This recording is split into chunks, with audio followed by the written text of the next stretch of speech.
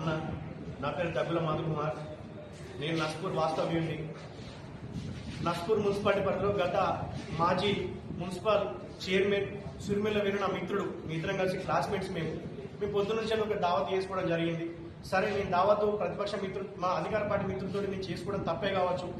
అయిపోయిన తర్వాత వంశీ అనే ఎగ్జిబిషన్ అక్కడ పెడతాడు, పోలీస్ స్టేషన్ ఆపోజిట్ ఎగ్జిబిషన్ పెడతాడని చెప్పేసి అక్కడికి పోవాలి పర్మిషన్ కోసం అని చెప్పేసి నన్ను సైట్ దగ్గర తీసుకుపోయాడు సార్. ఆయనతో పాటు అరిక రాకేష్, కుమారు, వంశీ వీళ్ళందరూ నేను అప్పటికైనా సురిమిల్ల వీని చెప్పిన నేను అక్కడికి రాను. గతంలో కూడా 2024 సెప్టెంబర్ 17 విమోచన దినోత్సవం రోజే నాకు విమోచన లేకుండా నా భార్య 5 నెలల ప్రెగ్నెన్సీ ఆయన నన్ను కొట్టినప్పటికని చెప్పిన నేను. ఆయన కూడా నేను పిటిషన్ కూడా ఇవ్వలేదు, ఏమి ఇవ్వలేదు. ఈరోజు దారుణ విచిత్ర రహితంగా ఈరోజు నన్ను ఇంత దారుణంగా కొట్టడం జరిగింది. నాకు ఏం జరిగినా మాత్రం ఈ రోజు మంచిర్యాల శాసనసభ్యులు కొక్కిరాల ప్రేమసాగరరావు గారే నా కుటుంబానికి పూర్తి బాధ్యత వహించాల్సి వస్తుంది. ఎందుకంటే నాకు 5 నెలల బిడ్డ ఉంది. నాకు ఈరోజు నాకు విచక్షణ రహితంగా ఇంత దారుణంగా నన్ను కొట్టించే పరిస్థితి, ఇట్లాంటి పరిస్థితి మంచిర్యాల ప్రజలరా మీరు ఆలోచించండి.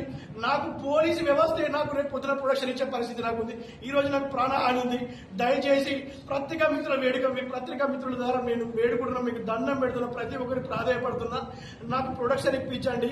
మా కుటుంబంలో నేను ఒక్కడే కొడుకుని, మా నాన్నగారు కూలి పని చేసుకునేవారు, మా అమ్మ హౌస్ వైఫ్, నా భార్యను నేను పెళ్లి చేసుకుని సంవత్సరం అవుతుంది. నా బిడ్డకి 5 నెలలు ఉన్నది. ఈ రోజు నన్ను ఇబ్బంది పెట్టుకున్నాను, ఇంతగానో ఇబ్బంది పెడుతున్నాను. దయచేసి పత్రికా మిత్రులారా నాకు దయచేసి సాయం చేయండి. కేవలం నేను కేసీఆర్ గారి వెంట, కేటీఆర్ గారి వెంట, దివాకర్ రావు గారి వెంట, నడిపల్లి విజేంద్రరావు గారి వెంట తిరిగినందుకు మాత్రమే నాకు ఈ శిక్షణ.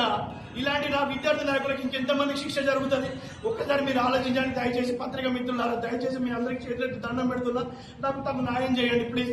నాకు ప్రోలీస్ ప్రొడక్షన్ తోటే నాకు హాని కూడా ఉంది. ఎందుకంటే దయచేసి గతంలో కూడా నేను చూసిన ఇట్లా జరగగానే అందరినీ వాళ్ళ మీద అక్రమంగా కేసు పెట్టి లక్షపేట జైలుకో లేదా ఆదిలాబాద్ జైలుకో పంపించే సందర్భాలు కూడా ఉన్నాయి. ఇవాళ లెఫ్ట్ చేసే పరిస్థితి కూడా ఉంది. నేను అందుకే నా కార్యకర్తలను కూడా నమ్ముకోకుండా కూడా నేను ఈరోజు నా కుటుంబ సభ్యులు నేను రావాలని కూడా వేడు కూడా దయచేసి ప్రతి ఒక్కరికి దండం పెట్టి మరి వేడుకుంటున్నా. ప్లీజ్ దయచేసి నాకు న్యాయం చేయండి.